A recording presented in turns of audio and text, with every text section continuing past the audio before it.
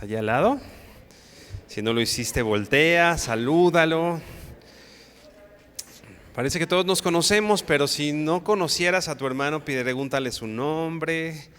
Te llevas un nombre hoy por quien orar, por quien estar intercediendo.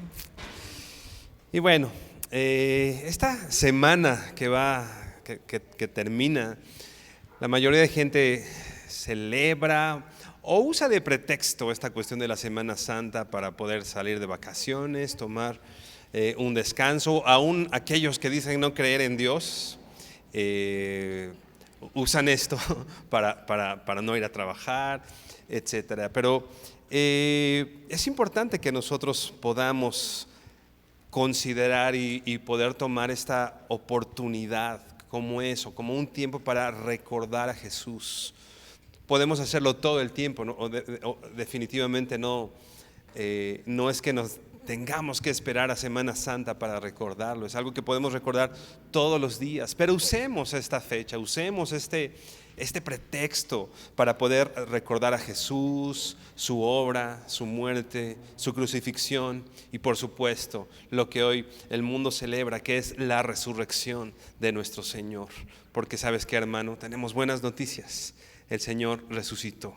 Jesucristo está vivo, Él vive, Él está reinando a la diestra del Padre y Él está pendiente de nosotros. Y es algo bueno para celebrar, ¿no?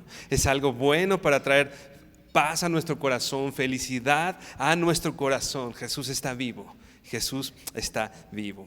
Y dice la primera carta a los Corintios 15, te voy a leer el versículo 3. Primero los Corintios 15, 3 dice: porque primeramente os he enseñado, dice el apóstol Pablo, lo que asimismo recibí, que Cristo murió por nuestros pecados conforme a las Escrituras. Las Escrituras decían que el Señor, que aquel enviado por el Señor iba a morir por los pecados, dice aquí, conforme a las Escrituras. Y dice el versículo 4, y que fue sepultado. Pero la historia no termina ahí, dice, y que resucitó al tercer día, también conforme a las Escrituras. Y hoy es lo que nos congrega aquí, la muerte, la resurrección de nuestro Señor. Dice también ahí en el mismo, lo vamos a considerar más adelante, 1 Corintios 15, a partir del versículo 12, dice el apóstol Pablo, hablando sobre la resurrección, que nosotros seríamos los más dignos de conmiseración, seríamos los más dignos de lástima, si este hecho no fuera verdad. ¿Cómo predicamos de la resurrección? ¿Cómo vamos a predicar que hemos de resucitar nosotros y ver a nuestro Señor que está sentado a la diestra del Padre y disfrutar de su presencia si no hubiera pasado el tiempo, este hecho, que es eso, un hecho de la resurrección? Pero no es así, porque el Señor sí resucitó. El Señor Jesús resucitó y dice aquí, esperamos eso, dice el versículo 19 de ahí de 1 Corintios 15, si en esta vida solamente esperamos en Cristo, somos los más dignos de conmiseración de todos los hombres, ¿no? Pero esperamos también en su resurrección. Lo estaremos estudiando esta mañana, pero antes de seguir, hermano, inclina tu rostro y vamos a hacer una oración. Señor, gracias. Gracias por tu palabra, Señor, porque tú no nos has dejado solos. Señor, tú estás con nosotros, tú nos has amado. Como amaste a tu pueblo, Señor, dice tu palabra, con amor eterno te he amado y por lo tanto te prolongué mi misericordia. Y tú has prolongado hacia nosotros tu misericordia, tu gracia. Y hoy recordamos, Señor, que siendo pecadores, Cristo murió por nosotros, que tú muestras tu amor para con nosotros. De esa manera, Dios, tú no nos has dejado como estamos, Señor, sino tú has provisto, Señor, aquel medio por el cual nosotros íbamos a ser reconciliados contigo y poder acceder ante tu trono de gracia por este camino nuevo y vivo, abierto hacia ti, Señor. Porque el que no conoció pecado, por nosotros lo hiciste pecado, Señor, para que fuésemos hechos justicia de Dios en él. Padre, gracias, ponemos este tiempo en tus manos, honrándote, alabándote, Señor, y abriendo nuestro corazón y nuestros oídos para lo que tengas que decirnos, Dios. Te honramos en el nombre de tu Hijo Jesucristo. Amén y amén. Hermano, ahora sí, abre por favor tu Biblia en Juan 1. ¿Quién es Jesús? ¿Quién es aquel del que hablamos, ¿no? Hoy vamos a hablar de la resurrección del Señor, pero para tener un contexto importante, vamos a considerar quién es el Señor, quién es Jesús, de qué se trata todo esto. Y sin ahondar muchísimo, vamos a leer algunos versículos de Juan 1 para poder considerar algo de lo que involucra la persona de Jesucristo. Dice Juan 1, versículo 1, en el principio era el Verbo, y el Verbo era con Dios, y el Verbo era Dios. ¿Quién es el Hijo? ¿Quién es el Verbo? Es Dios, es Dios. No podemos separarlo. Jesús es Dios, Jesucristo es Dios. Y lo dice aquí, lo sigue diciendo, ve al versículo 2, dice, este era en el principio con Dios. Él era Dios y desde el principio está. No tiene un principio. Él, desde el inicio del tiempo, Él ya estaba. El Verbo ya estaba. Todas las cosas por Él fueron hechas. Y sin Él nada de lo que ha sido hecho fue hecho. Él es el creador del universo. Versículo 4. En Él estaba la vida y la vida era la luz de los hombres. La luz en las tinieblas resplandece y las tinieblas no prevalecieron contra ella. Versículo 6. Hubo un hombre enviado de Dios, el cual se llamaba Juan. Este vino por testimonio para que diese testimonio de la luz, a fin de que todos creyesen por él. Había un hombre llamado Juan. Pero dice el versículo 8, era un enviado de Dios para dar testimonio de esa luz de la que se está hablando. Pero dice el versículo 8, pero él no era la luz. Él no era la luz, sino él venía para dar testimonio de la luz. Aquella luz verdadera, versículo 9, que alumbra a todo hombre, venía a este mundo. Ese Verbo, Dios mismo, creador, por medio del cual fueron creadas todas las cosas y para quien fueron creadas todas las cosas, venía a esta tierra. venía a esta tierra. Aquella luz verdadera que alumbra a todo hombre venía a este mundo. En el mundo estaba y el mundo fue hecho por Él. ¿Te imaginas? Él creó el mundo y Él venía a este mundo, pero el mundo no le conoció. El mundo no le conoció. Versículo 11. A lo suyo vino. Él vino a hacer una obra y los suyos no le recibieron. Versículo 12. Mas a todos los que le recibieron, a los que creen en su nombre, les dio potestad de ser hechos hijos de Dios. Él venía a esta tierra, como estamos leyendo. Él venía a este mundo siendo Dios, para que aquellos a quienes nos ha brillado esa luz admirable y hemos sido partícipes y hemos recibido esa misericordia, podamos ser llamados hijos de Dios gracias a la obra de Cristo. ¿Por qué podemos decir que somos hijos de Dios? Porque Él vino a estar en medio de nosotros y a tomarnos por sus hijos. Dice el versículo 13, los cuales no son engendrados de sangre, ni de voluntad de carne, ni de voluntad de varón, sino de Dios. Y aquel verbo, ya leíamos de él, hemos hablado de esto. Aquel verbo que era Dios fue hecho carne.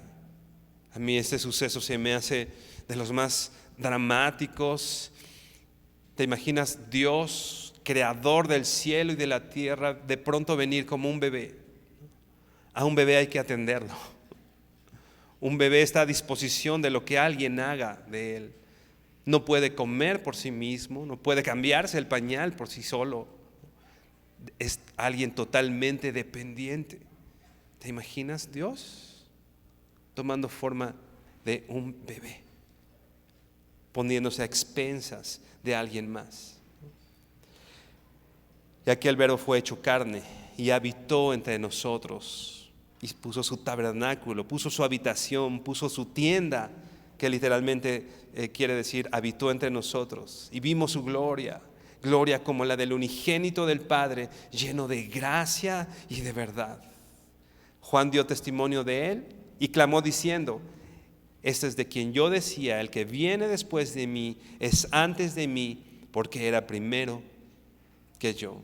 Versículo 16, porque de su plenitud tomamos todos, y gracia sobre gracia. Pues la ley por medio de Moisés fue dada, pero la gracia y la verdad vinieron por medio de Jesucristo. A Dios nadie lo vio jamás. El unigénito Hijo que está en el seno del Padre, Él le ha dado a conocer. Saltamos hasta el versículo 29. Dice: el siguiente día vio Juan a Jesús que venía a él y dijo: he aquí el Cordero de Dios que quita el pecado del mundo. Cuando las tinieblas, hemos estado estudiando Nehemías, si tú recuerdas, y sin querer adelantarme al final de Nehemías, pero tú te vas a dar cuenta en el último pasaje como el pueblo de pronto llega al mismo punto en el que empezó, y ahí empiezan estos llamados 400 años de silencio, ¿no? Donde por el pecado Dios cierra su voz, deja de oírse su voz, y entonces no se oye nada y hay silencio, y pasan 400 años, pero de pronto dice Juan: he aquí el Cordero de Dios que quita el pecado del mundo. El problema del mundo era el pecado. Nuestro problema no es la falta de dinero, o la falta de trabajo, o la falta de salud, o la economía, o lo que pasa en el mundo. Hay un escritor, Chesterton, le hacían una pregunta y él trabajaba en un periódico y hacían un planteamiento. Y decían: ¿cuál es el problema del mundo? Y bueno, muchos contestaban la economía o diferentes tipos de respuestas, lo que cualquiera respondería. Pero cuando a este hombre le preguntan: ¿cuál es el problema del mundo?, cuando él da su respuesta, él dice: amigo mío, el problema del mundo soy yo. No le echa la culpa a alguien más. Él sabe que el pecado que mora en él Es el problema real que tenemos. Pero dice Juan, he aquí el Cordero de Dios, el Cordero, vamos a hablar más adelante con respecto al Cordero, el Cordero de Dios que quita el pecado del mundo. Allí en Lucas 22:15, no lo vamos a leer, pero si lo puedes apuntar. El Señor le dice a sus discípulos: cuánto he deseado comer con ustedes esta Pascua, he anhelado. Llegaba el momento de la Pascua, llegaba el final del ministerio del Señor en esta tierra. Él estaba próximo a ser crucificado. Y les dice: cuánto he anhelado, porque la Pascua que iban a comer en ese momento no era la Pascua que habitualmente comían. Había de pasar algo especial en esa última Pascua que el Señor iba a comer con sus discípulos.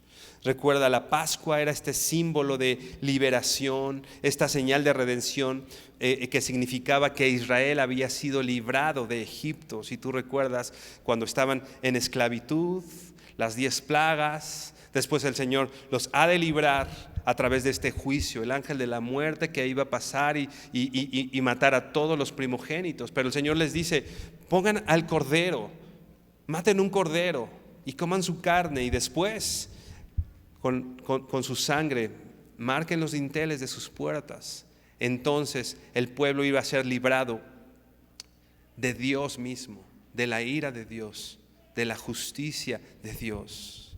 Y en esta cena, en esta Pascua, el Señor instituye la cena del Señor, que es una señal de esa redención por nosotros. Ahora no es solamente la libertad del pueblo de Israel de Egipto, ahora habla de nuestra redención, de nuestra libertad, la libertad de la condenación de nuestros pecados a través de la muerte de este Cordero de la Pascua. El Señor les dice: vamos a comer la Pascua, toma este pan, que es mi cuerpo, que por vosotros es partido. Haced esto todas las veces que lo comieres en memoria de mí. ¿Qué está diciendo el Señor? Ahora el Cordero de la Pascua no es este animalito que te traes cada año. Ahora el Cordero de la Pascua soy yo. ¿Qué es lo que decía Juan? He aquí el Cordero de Dios que quita el pecado del mundo. El Señor está diciendo en esta institución de la Santa Cena: yo soy la Pascua, yo soy el Cordero que será sacrificado por ustedes. Es por mi sangre que escaparán de la ira de Dios. Es por la sangre del Señor que vamos a escapar. Así como eran pintados los dinteles y ellos escapaban de la ira de Dios, del juicio de Dios, ahora nosotros, por la sangre de Jesús, Dios tomando forma de este bebé, tomando forma no, dice Filipenses, no estimando el ser igual a Dios como cosa que aferrarse, vino y tomó esta forma, como leemos, esta forma de bebé vulnerable, de hombre. Y ya siendo hombre, se hizo humilde y tomó forma de siervo. Y después fue una muerte, y muerte de cruz. ¿Por qué fue? Por el problema del hombre, por tu problema y mi problema, por tus pecados y los míos. El Señor tuvo que ser muerto, porque sin derramamiento de sangre no hay perdón, no hay remisión de pecados. El sacrificio perfecto por tu vida y por la mía, por tus pecados y por mis pecados, lo llevó Cristo en su propio cuerpo. Este Jesús, del cual ya hablamos, Juan 1, ¿quién es el Señor? ¿Quién es Jesús que venía a esta tierra? Después viene y le dice a sus discípulos: yo soy la Pascua, vamos a comer esta Pascua y a participar de esto. Termina esa cena y de pronto Jesús es arrestado, y estando ya arrestado a través de testimonios falsos, era una injusticia, la gente creó testimonios para poder detenerlo. Hubo injusticia en esto de los hombres, aunque sabemos que esto no escapó de la justicia de Dios y de la obra de Dios y del plan de Dios.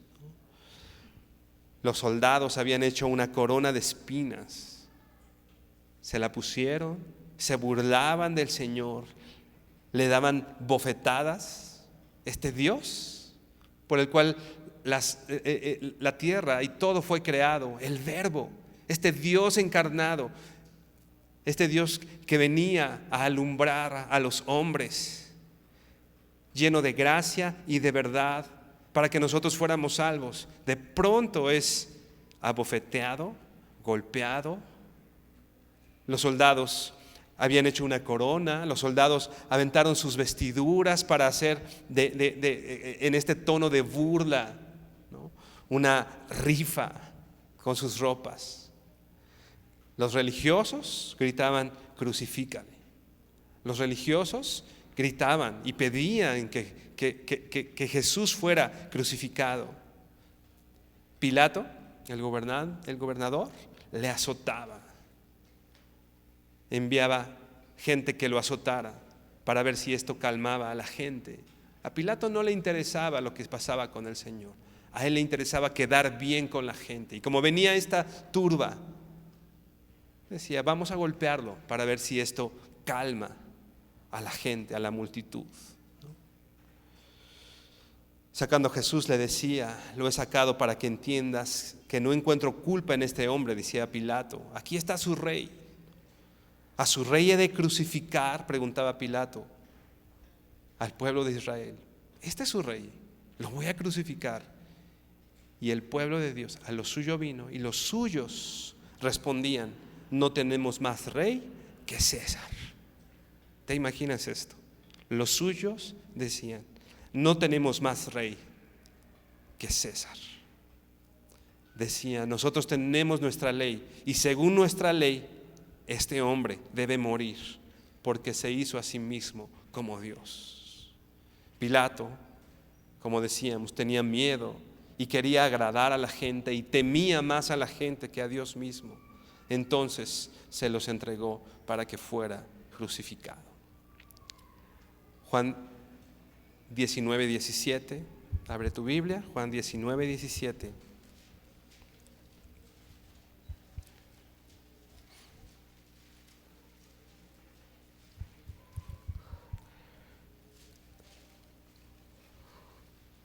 Y él, dice así, Juan 19:17, y él, el Señor, cargando su cruz, ahora este Dios poderoso, la luz del mundo, el pan, la luz, cargaba su cruz. Y salió al lugar llamado de la Calavera, y en hebreo Gólgota, y allí le crucificaron, y con él a otros dos, uno a cada lado, y Jesús en medio. Y seguía la burla, y seguía el escarnio. Si puedes recordar Isaías 53, el profeta desde ese momento ya decía lo que iba a pasar. Aquel que iba a venir a esta tierra, por el cual y por su llaga fuimos nosotros curados, pero que iba a ser llevado como un cordero es llevado al matadero, que iba a ser maltratado, que iba a ser golpeado para proveer salvación. Abre tu Biblia en Hebreos 9:22.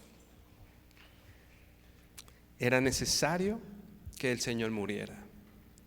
Era necesario que esto pasara. El Señor murió por nosotros. Jesús murió por nosotros. Hebreos 9:22, te voy a leer la Nueva Traducción Viviente. Dice así: de hecho, según la ley de Moisés, casi todo se purificaba con sangre, porque sin derramamiento de sangre no hay perdón. Era necesario derramamiento de sangre para que nuestros pecados fueran perdonados. Romanos 3:21 al 24. La ley decía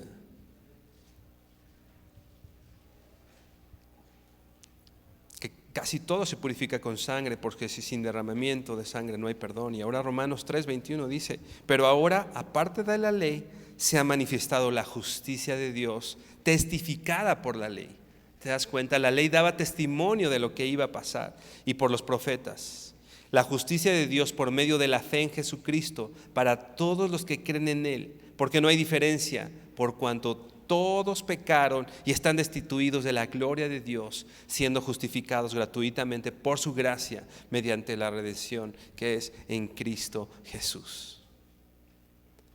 Por cuanto todos pecaron. Nadie puede decir, dice la Biblia también, que si alguno dice que no tiene pecado, hace a Dios mentiroso y la verdad no está en él. Todos pecaron, es un absoluto. Todos hemos pecado y estamos destituidos de la gloria de Dios. Esta palabra destituidos quiere decir inalcanzable. No podrías ni tú ni yo hacer absolutamente nada para alcanzar la gloria del Señor, para alcanzar. Somos incapaces de llegar a Él. Pero ahora, dice Romanos, somos justificados, somos llamados justos. El Señor te llama justo. ¿Te das cuenta de la grandeza? Dios que te conoce, Dios que conoce tu corazón, Dios que conoce tu historia, Dios que conoce tus pensamientos, Dios que conoce lo profundo que hay en tu ser, te llama justo. Te llama justo. Pero otra vez, no porque seamos justos. No hay un solo hombre justo, sino a través del sacrificio de su Hijo Jesucristo. El Señor venía, decíamos, el Señor vino, a lo suyo vino y los suyos no le recibieron. Y Dios aplicó su justicia, redimiéndonos, tomando nuestro lugar, haciendo este sacrificio en sustitución de nosotros, llevando Él mismo la muerte para que nosotros no tengamos que padecer. La redención que es en Cristo Jesús. El Señor resucitó. Ve ahora por favor a Marcos 16, el Evangelio de Marcos. Y antes de leerlo, te voy a leer un fragmento de un libro del pastor Sugel Michelén que habla con respecto a la resurrección del Señor. Ahora ya tenemos el contexto, bueno, en resumen, de lo que es el Señor, de lo que algunos llaman su pasión, su muerte. Dice el pastor Sugel Michelén, dice: hace algunos años alguien me preguntó cómo podía estar seguro de que el cristianismo era la religión verdadera, cuando los maometanos y los seguidores de muchas otras religiones piensan lo mismo de la suya. Esa es una buena pregunta, le dije, y te la responderé con una sola palabra: resurrección. Resurrección. Tal vez debí decirle que respondería con 4 palabras: la resurrección de Jesús. Es lo que nos hace diferente a cualquier otra creencia. Es lo que nos hace diferentes a los maometanos, a lo que predican tantas personas, que nuestro Señor está vivo. No hay una tumba donde esté Jesús. No hay una tumba, nadie la ha podido encontrar. Jesús no tiene tumba, Él resucitó. Eso es lo que nos da esperanza, es lo que le da un sentido totalmente diferente. Mahoma, Gandhi, todos están muertos, todos tienen una tumba. El Señor en el que has depositado tu fe no la tiene. Él está con su cuerpo glorificado, pero el cuerpo con el que caminó aquí en la tierra, Él está gobernando en la tierra. Dice la Biblia que va a venir, que lo vamos a ver, y que incluso su pueblo va a decir: Él es Jesús, ¿no? Y Él les va a mostrar sus llagas y les va a decir: miren, esto es lo que me hicieron en la casa de mis amigos. Pero el Señor está vivo y el Señor deja como testimonio lo que pasó aquí en esta tierra. Decía algún hombre que leía en algún momento, decía: la única obra humana que va a existir en el cielo, la única obra, no va a haber obra humana en el cielo, la única obra humana que va a haber en el cielo van a ser las marcas de los clavos en las manos de Jesús y en su costado. El Señor está vivo, el Señor resucitó, su cuerpo no está en esta tierra, su cuerpo no está en una tumba.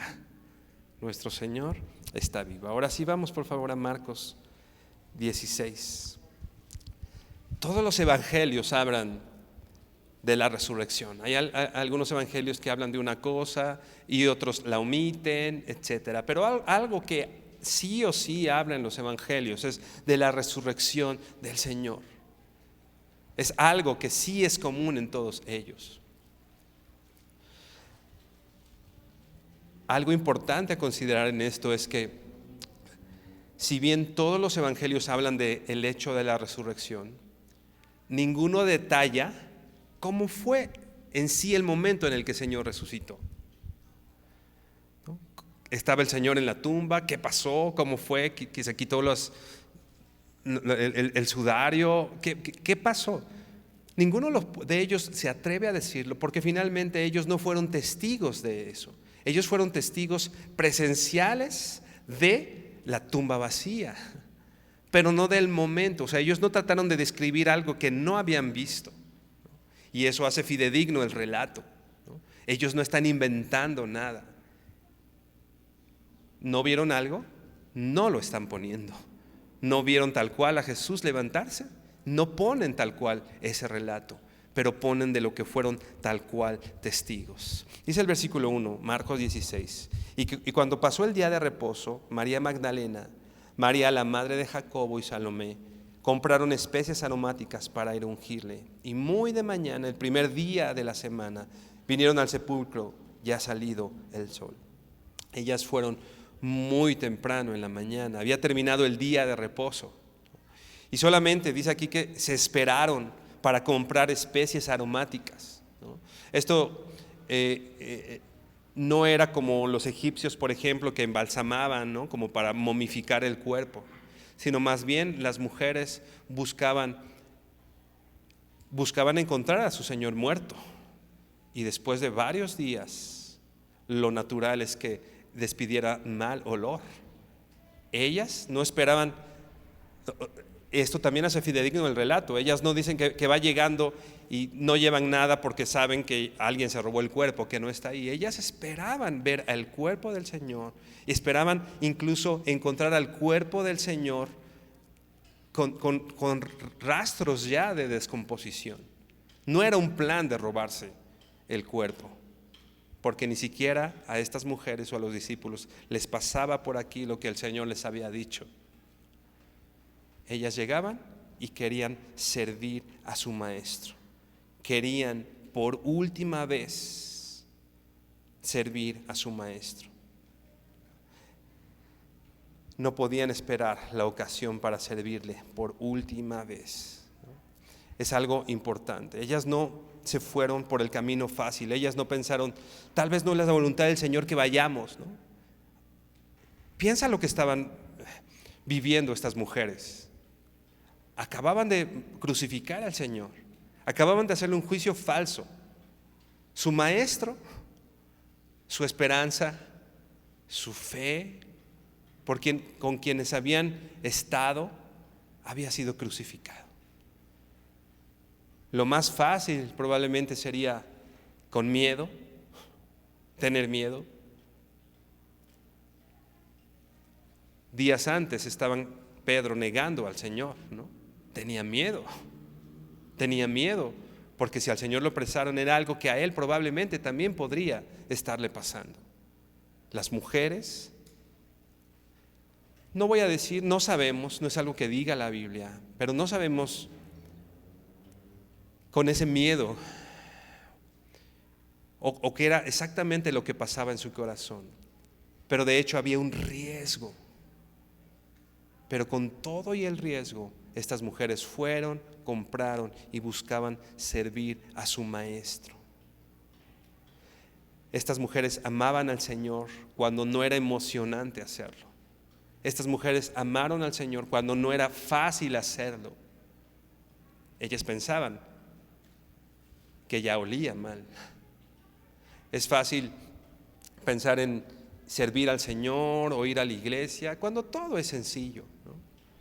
Llegamos a un lugar cómodo, quizá un poquito de calor, pero es todo lo que tenemos que pasar. Y es fácil servir al Señor cuando no tenemos una limitante o cuando no hay miedo. Pero el verdadero amor por Cristo es aquel que nos hace salir de nuestra casa y que nos mueve de nuestra zona de seguridad y nuestro lugar de confort para servirle.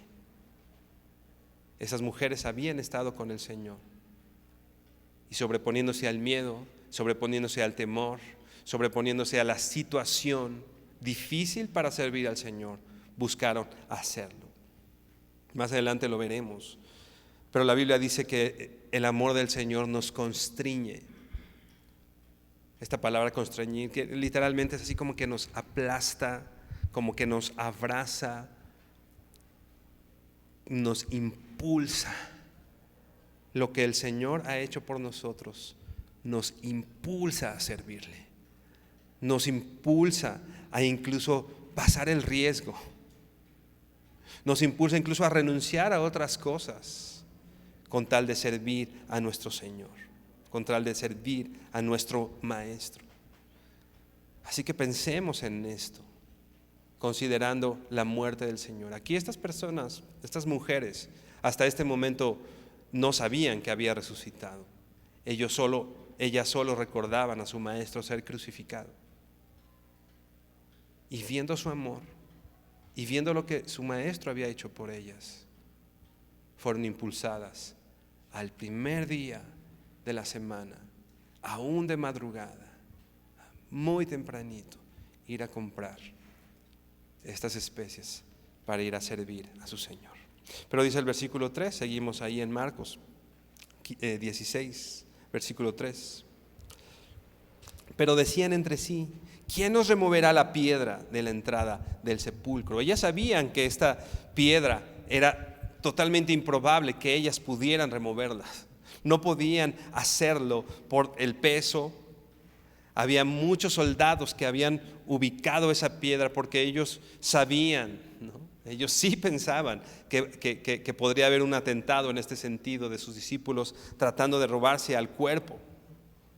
Pero ni las mujeres habrían podido mover esta piedra, era imposible. Ni los mismos discípulos habrían podido mover la piedra. ¿Por qué no podían? En sí, por la piedra enorme, y no solo por eso, había una guardia armada enfrente de la piedra. Así que no iban a llegar los discípulos a decirle: a ver, romanos, quítense, ¿no? Ellos, era totalmente improbable, y las mujeres decían esto, ¿no? ¿Quién nos removerá?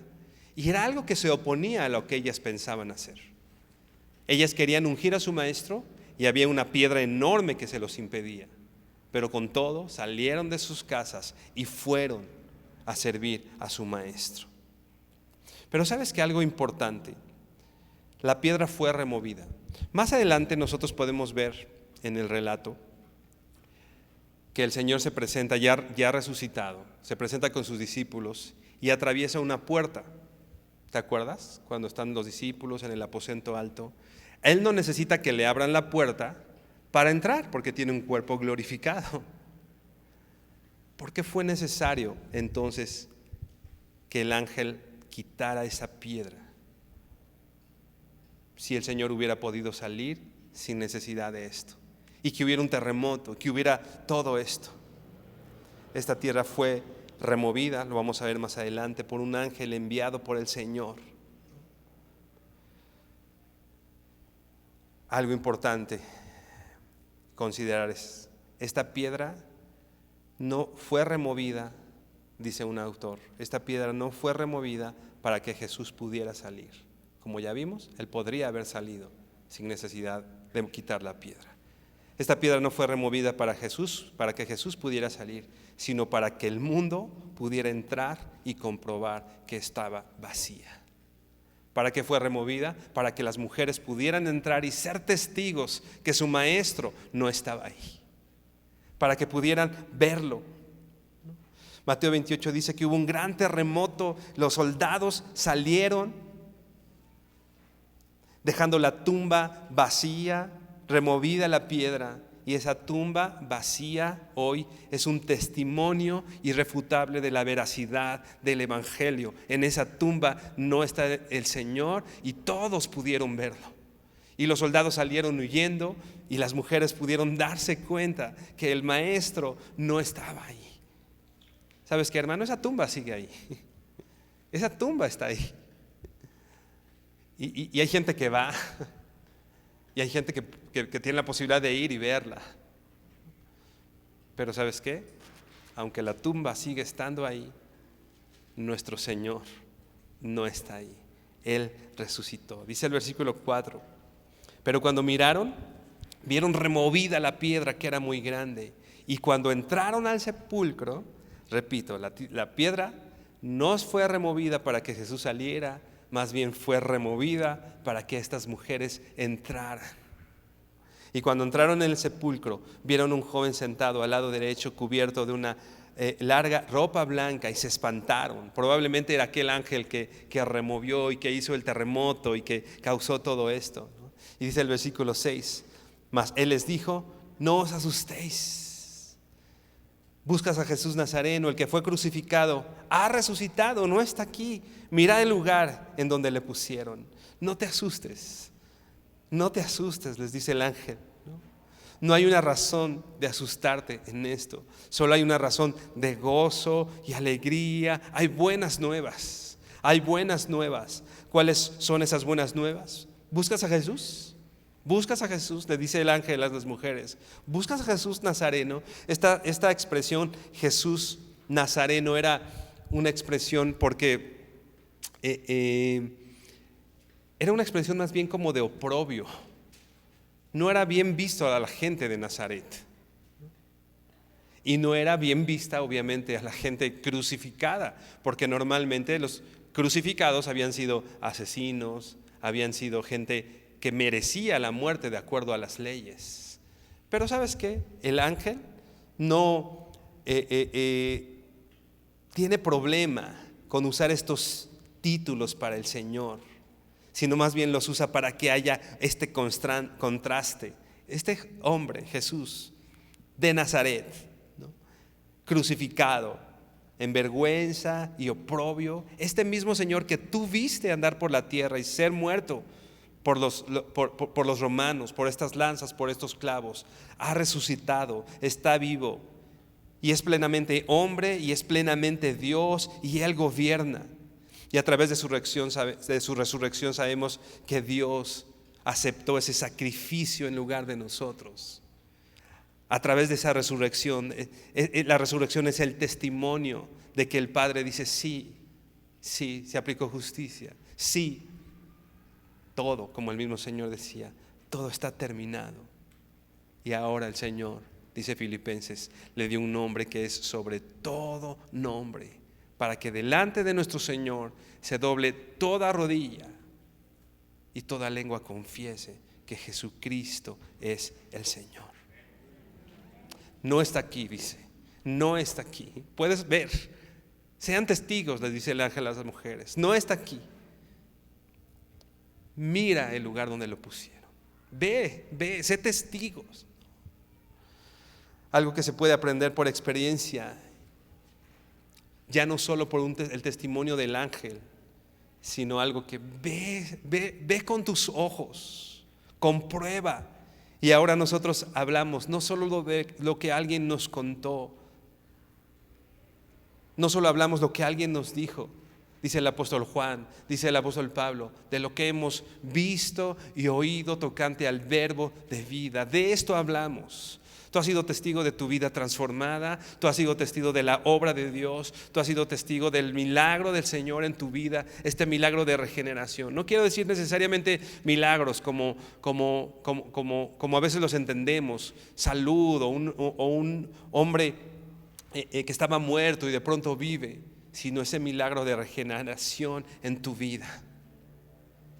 Como decía el ciego, yo solo sé que antes era ciego y ahora puedo ver. Yo solo sé que antes mi vida era un desastre. Yo solo sé que merecía el infierno, pero ahora tengo esperanza, tengo vida, soy amado, porque mi maestro no está en esa tumba, porque mi Señor no está en esa tumba. Puedo ser testigo de eso. Mira el lugar donde lo pusieron. Él no está ahí. Tenemos un amigo vivo. Tenemos un Dios milagroso, soberano. Y dice el versículo 7: pero id, decid a sus discípulos y a Pedro que Él va delante de vosotros a Galilea. Allí lo veréis, como Él dijo. Versículo 8: y ellas se fueron huyendo del sepulcro, porque les había tomado temblor y espanto. Ni decían nada a nadie, porque tenían miedo. ¿Cuál es la indicación del ángel? Id, ve, cuéntalo, dile a alguien, dile a sus discípulos, dile a Pedro lo que acabas de ver. Repito, no solo el testimonio, no solo oí que dijeron que el maestro no estaba en la tumba, sino de lo cual tú has sido testigo. Nuestro maestro no está en la tumba. Esto tiene un propósito. Vamos otra vez a 1 Corintios 15. 1 Corintios 15. Dice el versículo 12. Me voy a ir un poquito rápido por cuestión de tiempo, pero dice así, 1 Corintios 15, 12. Pero si se predica de Cristo que resucitó de los muertos, como dicen algunos entre vosotros que no hay resurrección de los muertos? Porque si no hay resurrección de los muertos, tampoco Cristo resucitó. Y si Cristo no resucitó, vana es entonces nuestra predicación, vana es también nuestra fe, y somos hallados falsos testigos de Dios, porque hemos testificado de Dios que Él resucitó a Cristo, al cual no resucitó, si en verdad los muertos no resucitan. Porque si los muertos no resucitan, tampoco Cristo resucitó. Y si Cristo no resucitó, vana es nuestra fe, y aún estás en tus pecados.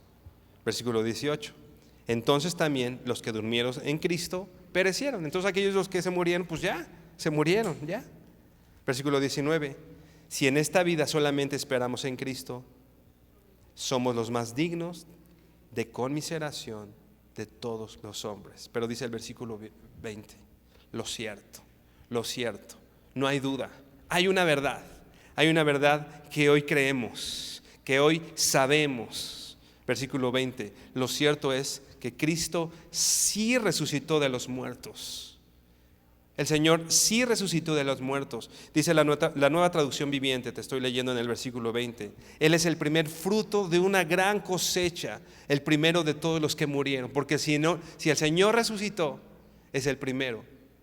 También nosotros hemos de ser levantados juntamente con Él. Hay resurrección, hay esperanza. Vamos a saltar hasta el versículo 54, ahí mismo de 1 Corintios 15, dice, versículo 54, te sigo leyendo la nueva traducción viviente, dice, entonces, cuando nuestros cuerpos mortales hayan sido transformados en cuerpos que nunca morirán, se cumplirá la siguiente escritura: la muerte es devorada en victoria. Oh muerte, ¿dónde está tu victoria? Oh muerte, ¿dónde está tu aguijón? El Señor venció a la muerte. El Señor venció. ¿Dónde está muerte? ¿No? Me suena así como hasta altanero. Podemos llegar con la muerte y decirle: ¿dónde está tu aguijón? Muerte, ¿dónde está tu victoria? El Señor te venció. El Señor te venció. Esta muerte es sorbida en victoria. Esta versión dice: la muerte es devorada en victoria. Versículo 56, pues el pecado es el aguijón que termina en muerte, y la ley da al pecado su poder. Versículo 57, pero gracias a Dios, Él nos da la victoria sobre el pecado y la muerte por medio de nuestro Señor Jesucristo. Es una victoria que Él ganó venciendo a la muerte, pero que comparte con nosotros, porque aquí dice que Él nos da la victoria sobre la muerte. Él nos da la victoria sobre el pecado por medio de Él. Versículo 58. Aquí no termina. Ahí es donde entramos nosotros. Es la obra de Cristo venciendo a la muerte y el pecado. Y hay un fruto en ti y en mí, un fruto en nosotros. Por lo tanto, mis amados hermanos, versículo 58, permanezcan fuertes y constantes. Al voltear a ver la muerte y resurrección del Señor.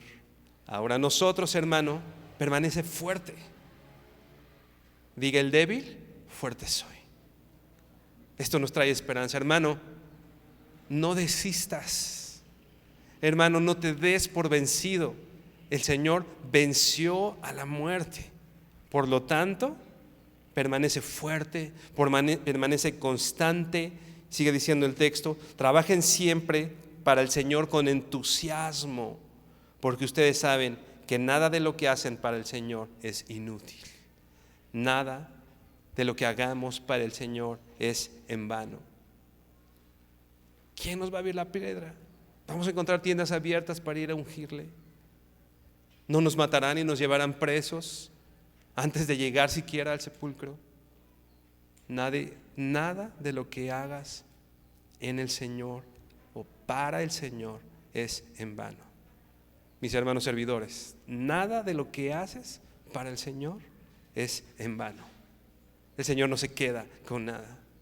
Sirve al Señor. Nada es un desperdicio. Nada es vacío. Nada de lo que haces para el Señor es inútil. Ve por favor la segunda, por último, la segunda carta a los Corintios 5. Segunda a los Corintios 5, 14 y 15. Te voy a leer la Nueva Traducción Viviente.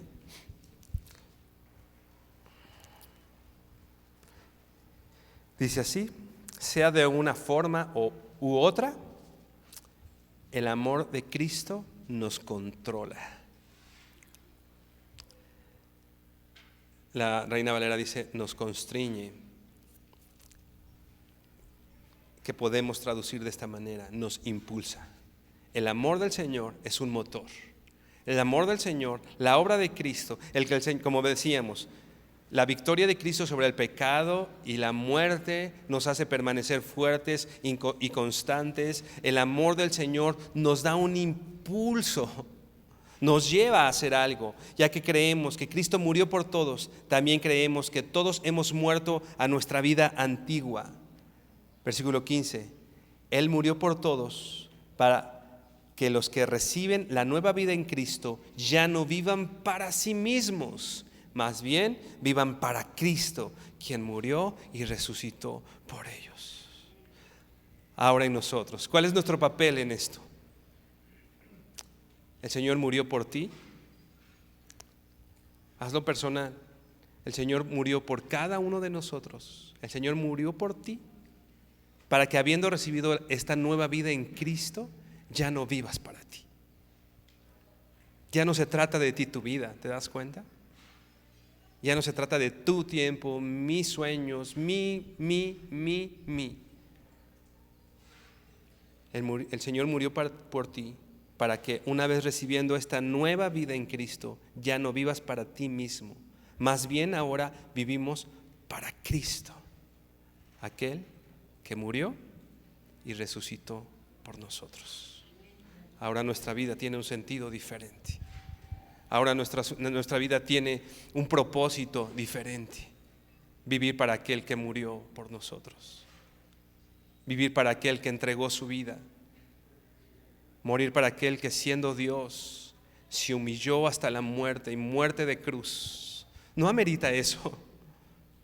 Que nuestra vida.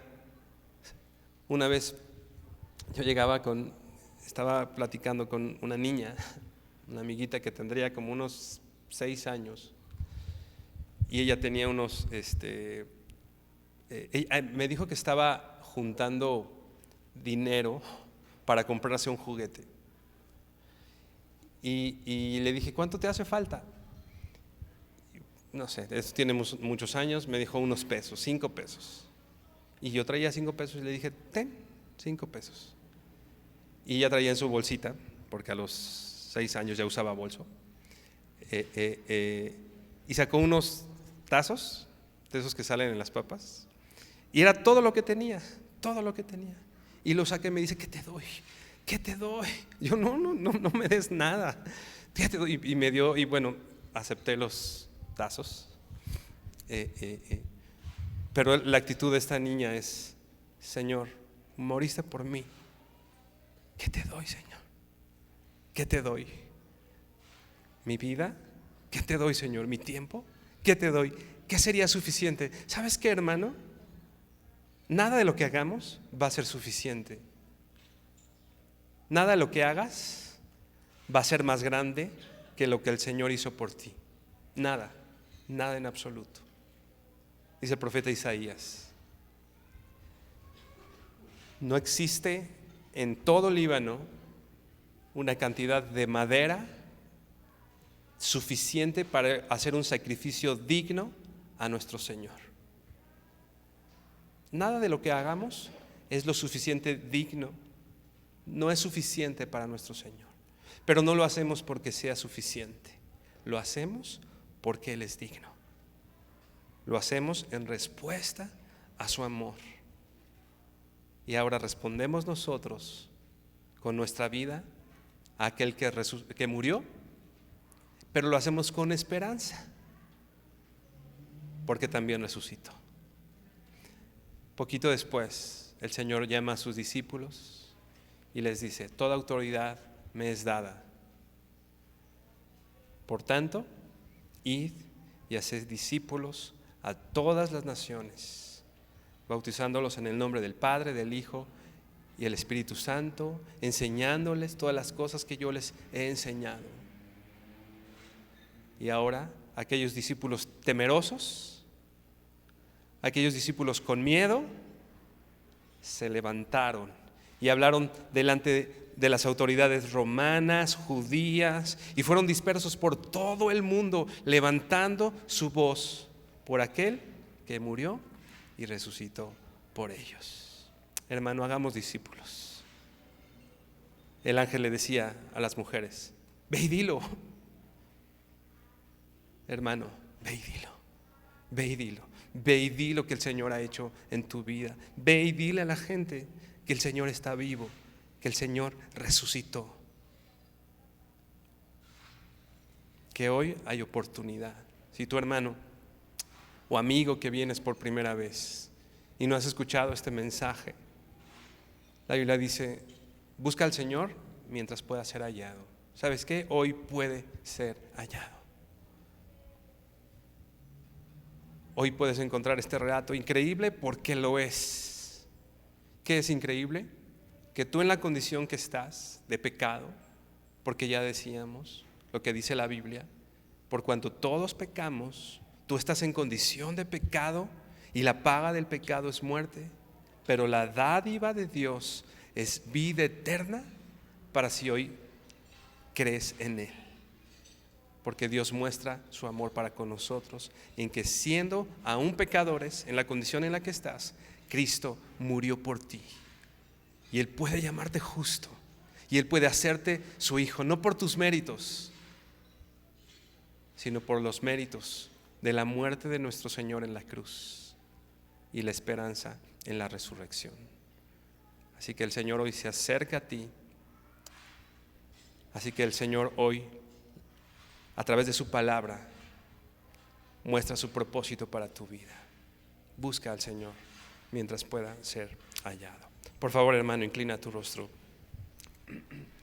Señor, esta tarde ya te damos gracias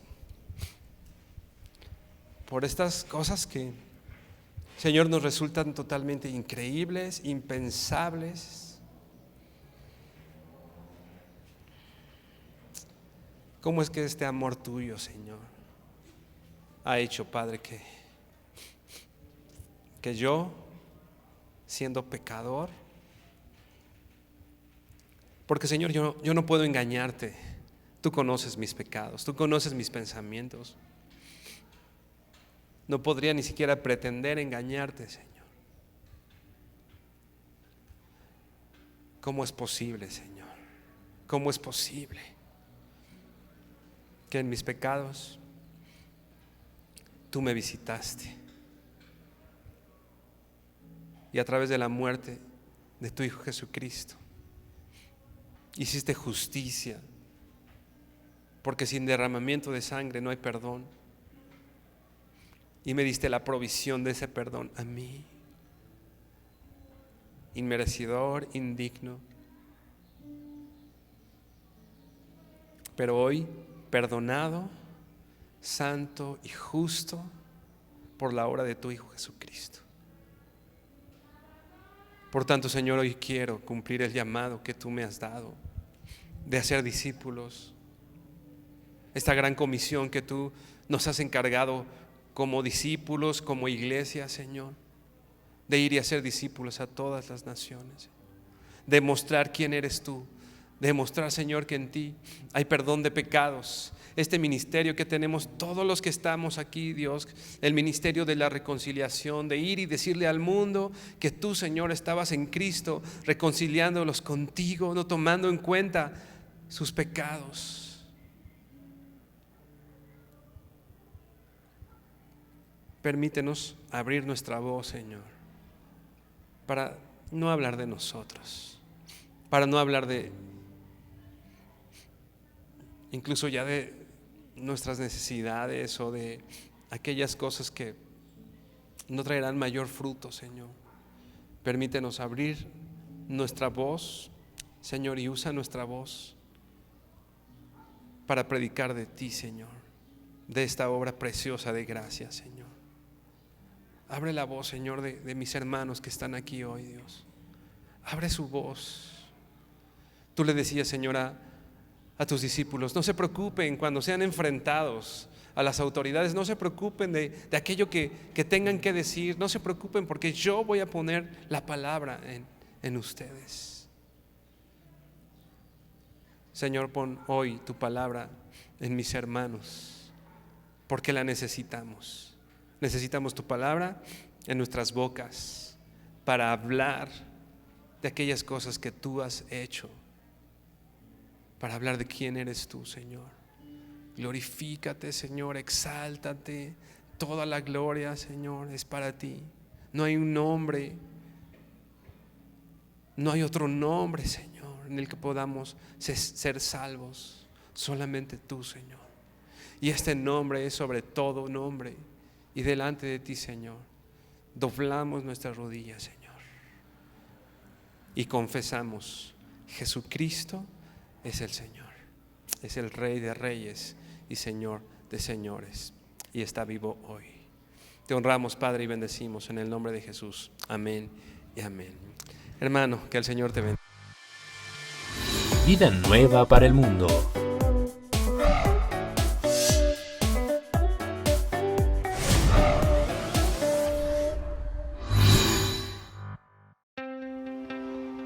Ser mamá es un trabajo y una bendición de Dios. Conoce a otras mujeres en la fe y celebra con nosotras la belleza de la maternidad. En este brunch especial para mujeres, el arte de ser mamá, impartido por Ángela Kellenberger. Escucha la voz de Dios y permite que tu maternidad sea guiada por el Padre Perfecto. Reúnete con nosotras y alabémoslo juntas este 6 de mayo a las 10 de la mañana. Informes y registro en Mesa de Materiales. Vida Nueva para el Mundo Norte, no te lo pierdas.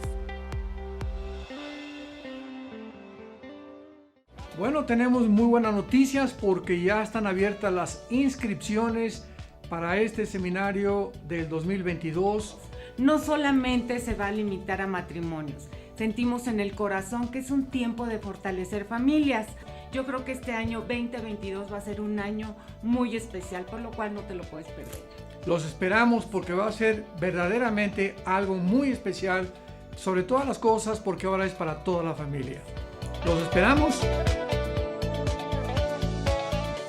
Queremos anunciarles con mucho gusto que tenemos ya disponibles más de 2,000 conferencias en audio y video, en memoria USB y en descarga también, tanto el Antiguo como el Nuevo Testamento y diversas series más. Les recomendamos y les sugerimos que las adquieran. Serán de enorme bendición para todos que están apasionados por la verdad y que aman las Sagradas Escrituras. Me da mucho gusto poder anunciar mi nuevo libro titulado El Anticristo, un libro que contiene realmente información bíblica, desde luego, como de dónde surgirá el anticristo, quién va a ser el anticristo, si va a ser un sistema o un ser humano, y poder llegar a un punto donde nos convertamos en esclavos de este hombre que surgirá en el Medio Oriente. Les invito a que lo lean, estamos seguros que va a ser de muchísima edificación para todas sus vidas. Nos da muchísimo gusto a Marta, mi esposa, y yo invitarles a este próximo viaje que vamos a hacer a Turquía. Y va a ser un viaje maravilloso porque vamos a visitar las 7 iglesias del Apocalipsis: Éfeso, Esmirna, Capadocia, etcétera, etcétera. Y además estaremos en Estambul, que es la capital de Turquía, donde el comercio es impresionante. Va a ser un viaje inolvidable, es un lugar bellísimo, con lugares bellísimos. De verdad que vale la pena que todos nosotros no nos perdamos esta experiencia. Los esperamos e inscríbanse muy pronto.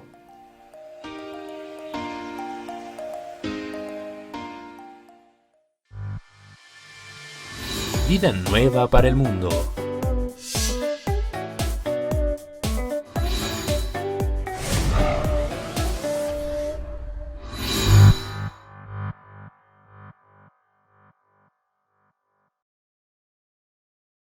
Queridísima familia de Vida Nueva, bendiciones. Un abrazo fuerte para el pastor Alducin y toda la preciosa familia. Agradecemos a Dios por poder seguir en esta labor de ayudar con las iglesias en Ucrania. Hay un pastor que prácticamente empezó la iglesia en un búnker. Y hoy está recogiendo muchísima gente y predicándole el Evangelio. Son las cosas que hace Dios, ¿verdad? Es maravilloso el Señor. A veces nos quejamos y pensamos por qué no tenemos lo que queremos, pero Dios sabe cómo hace las cosas. Estamos concentrándonos y buscando un lugar donde poder poner familias, aunque casi todos son todos mujeres y niños. Creo que Dios tiene un propósito también con el pueblo ucraniano y seguramente cuando será el momento de reconstruir estaremos presentes ahí, sea para predicar que para levantar obras del Señor. Así que les pido sus oraciones y muchas gracias por apoyarnos. Como siempre saben, aquí nosotros en Europa vivimos siempre una presión continua, vivimos siempre momentos muy difíciles del punto de vista espiritual, de persecución, de opresión y luchar con la mente de la gente, el humanismo, pero creemos que Dios nos puso para hacer luz y no hay tiniebla que puedan tapar la luz. Así que no me quiero prolongar mucho con este audio, pero sobre todo quería agradecerles y pedirles que sigan orando por nosotros y sabiendo que el reino de Dios sigue extendiéndose de esta parte del planeta y que pronto, creo que muy pronto vamos a estar todos juntos en esa maravillosa fiesta que nosotros llamamos le nozze dell'agnello, que son el matrimonio glorioso de la iglesia con Jesucristo. Así que les abrazo fuerte, les bendigo y les amamos mucho.